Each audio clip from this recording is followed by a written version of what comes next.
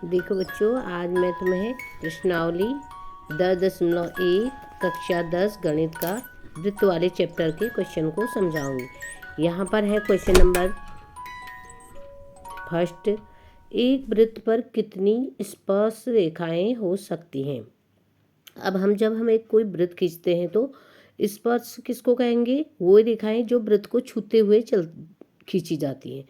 तो एक वृत्त है, वहाँ पर उसके पर हम पूरी जगहों पर बहुत सारे वृत्त की स्पर्श रेखाएं खींच सकते हैं। इसलिए एक वृत्त पर अनंत स्पर्श रेखाएं हो सकती हैं। यही वृत्त का पहला क्वेश्चन है। दूसरा क्वेश्चन ये है कि रिक्त स्थानों की पूर्ति कीजिए। यहाँ पर हमें भरने हैं, खाली स्थान बने उसमें बताना है। तो पहला क्वेश्चन है, किसी वृत्त की स्पर्श रेखा उसे कितने बिंदु पर प्रतिच्छेद करेगी? तो कितने बिंदु पर करेगी?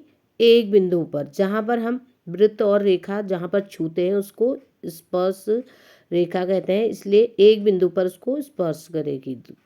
दूसरा यहाँ पर है, वृत्त को दो बिंदु पर प्रतिच्छेद करने वाली रेखा को कहते हैं।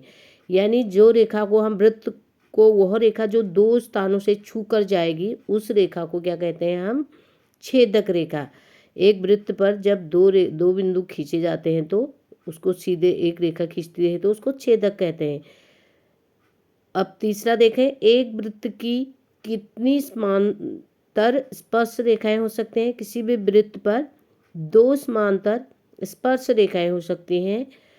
तीसरा है, चौथा, वृत्त तथा उसकी स्पर्श रेखा के उभयनिष्ठ बिंदु को क्या कहते हैं?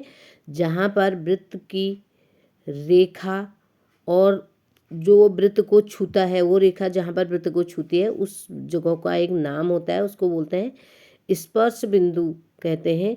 आई होप, मुझे आशा है कि आप लोगों को ये समझ में आया होगा। Thank you.